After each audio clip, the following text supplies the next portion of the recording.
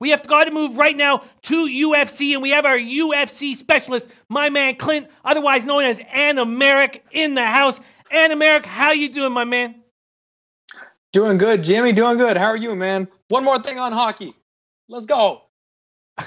No, man, we don't have time.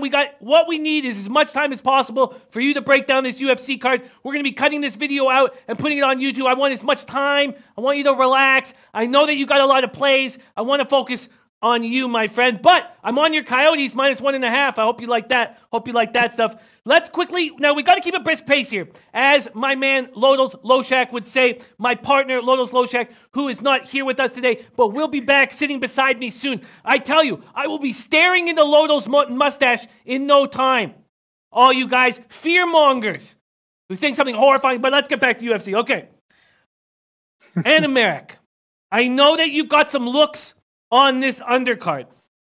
And there's some interesting spots here. You got Steven Zabit. Stevens at +200. Serkinov, Walker. Serkinov at +135. That's at Heritage. Stevens +200 is at Pinnacle. And Sanchez versus Gall on the undercard.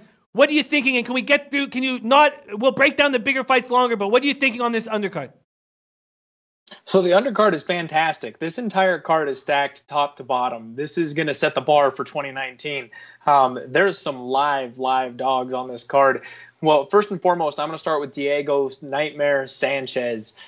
He's one of my favorite plays on the entire card. I locked him up at +265. He's been bet all the way down to right around +200 right now, and I think there's still plenty of value for him there.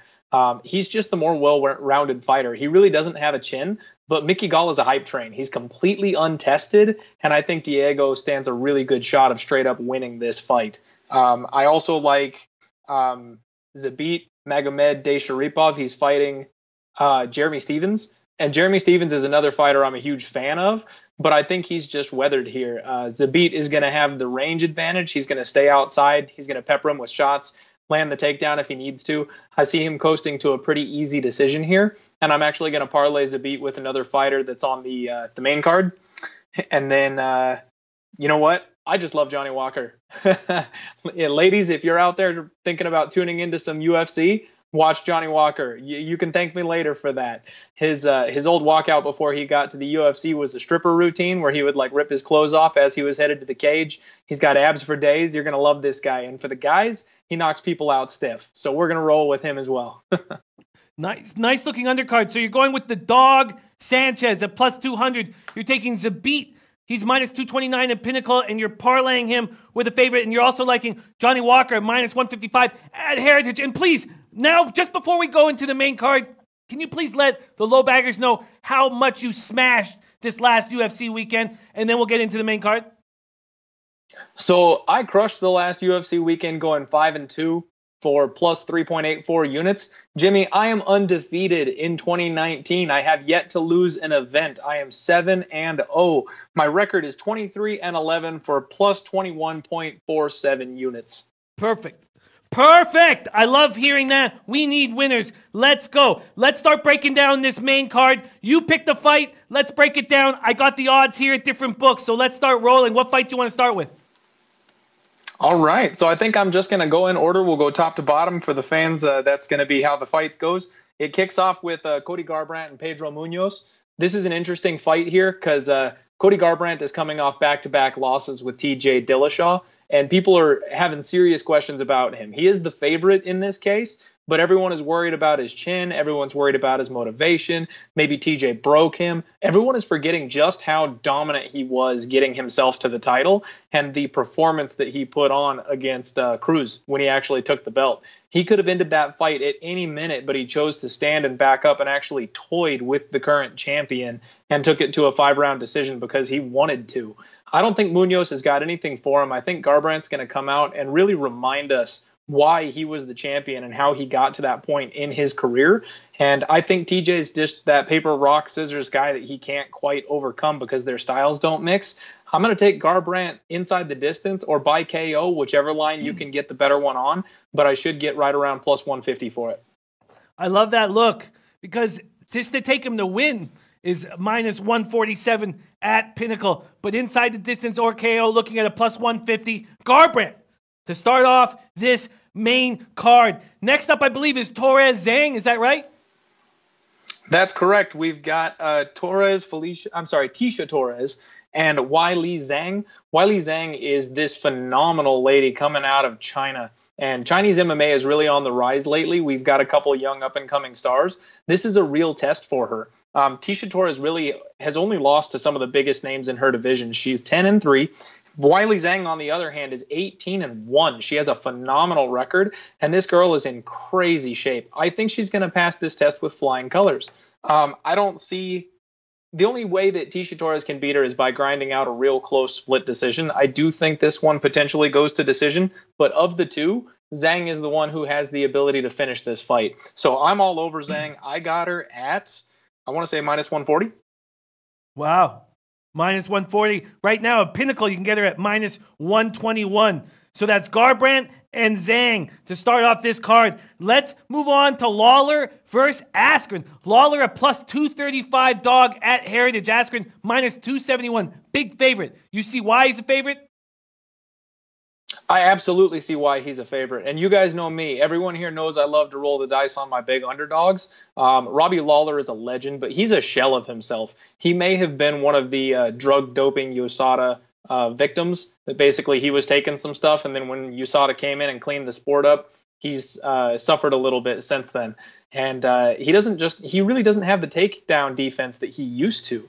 He's also coming off of a 2-year layoff where he's had multiple knee surgeries, and that's going to stop your ability, or that's going to mess with your ability to stop a takedown as well.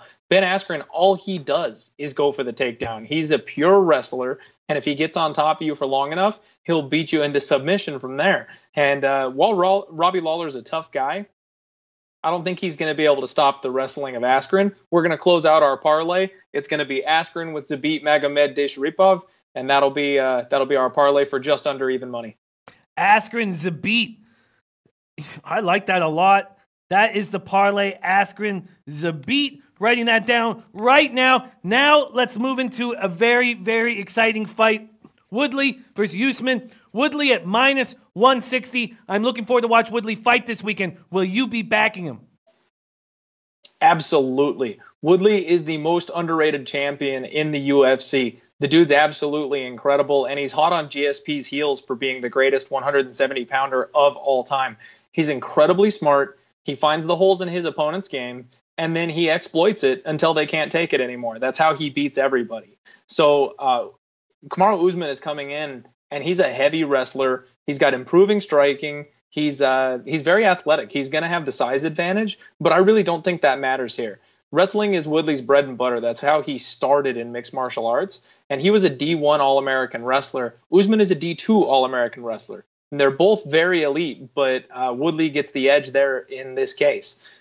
Striking, Woodley definitely has the edge. Raw power, maybe Usman has the edge, but the technique goes to Woodley, and I just don't see Usman ever catching Woodley in a way that's going to hurt him. I think Woodley dominates this fight. I think he's going to catch Usman coming in for a takedown and put him away in the second round. I've got Tyron Woodley inside the distance, and the best part about this is the world is on Kamaru Usman. Everyone thinks he's a live dog in this case. Everyone's disrespecting Woodley, and that line is plummeting. We're going to get about plus 160 on Woodley inside the distance at this point. I get it. I get why you'd be backing Woodley. Very interesting stuff. I will go over all of my man Animarak's plays. We have one final fight, the main event to talk about. Jon Jones versus Anthony Smith. What are you thinking here? You know what? I'm just going to sit back and relax. The co-main event is my main event. I don't have a bet on Jon Jones versus Anthony Smith. Anthony Smith shouldn't be in this position. He's not a live dog. I love my big underdogs, and I'm not even going to take a poke at him because this is ridiculous. Jon Jones is the greatest fighter that we have ever seen, and Anthony Smith beat two washed-up, near-retirement fighters, and they threw him into a title shot for two reasons. One, because Jon Jones wants to be more active now that he's back. And number two, because the list of contenders at 205 is so short right now, they needed somebody to get in there to allow Jon to work. Anthony Smith doesn't go to decision. He's got a ridiculously large record. He is 31-13-0. Of those fights, he's been to decision 3 times. And this is his first 5-round fight. The only thing that I can say is if you're a whale and you've got all that money, you've got a pile of money you sleep on at night, I would lay the minus 700 that this fight doesn't go the distance. That way, whoever finishes it, you don't have to sweat it. But I'm staying off this fight. It's a complete pass, but I expect Jon Jones to get it done in round 1 or 2. Absolutely incredible breakdowns. You kept that brisk pace that we needed. This is a packed show. My man, Animarak, his big dog of the card is on the undercard. It's Sanchez at plus 200. Then he's got Walker and Zabit. He's parlaying Zabit. So Walker minus 155, Zabit at minus 229. He's parlaying Zabit with your man Askren. That's going to give you even money. The Askren Zabit parlay. Then he's on Garbrandt at minus 147. And he's on Woodley inside the distance, giving him a plus 150. And excuse me, Garbrandt is a minus 147 for the win. But my man's taking him whatever the best line he can find inside the distance or KO for Garbrandt. Absolutely great breakdown, Animarak. Where can we find you on Twitter? I know you got a podcast popping off that's very exciting. Please tell us about that. I launched the Die Hard MMA podcast since I started doing this stuff. We're on episode 4. You can find that on iTunes. I posted up to YouTube. I've got a Twitter handle for it at MMA_hard. If you want me with all of my other random stuff I talk about, that's for my MMA specific stuff. You can follow me at Maximus in 3D. You'll get all my nerdy retweets and stuff like that because I am a geek and into video games and stuff like that there. I love you, Animarak. You've been a LoBag fam since the very beginning. Thank you so much for your breakdown, putting money in LoBaggers' pockets. Thank you so much for joining us. Hey guys, thanks for tuning in to our channel. Now we've put a lot of work into producing all these free videos, so please help us out and keep all our content free for you forever by simply liking, sharing, commenting, and subscribing. Now, not to mention, a visit to our industry-leading website will warm the hearts of all our SBR employees, especially myself. Now, the links are over there to the left, so do check those out. Thanks for watching.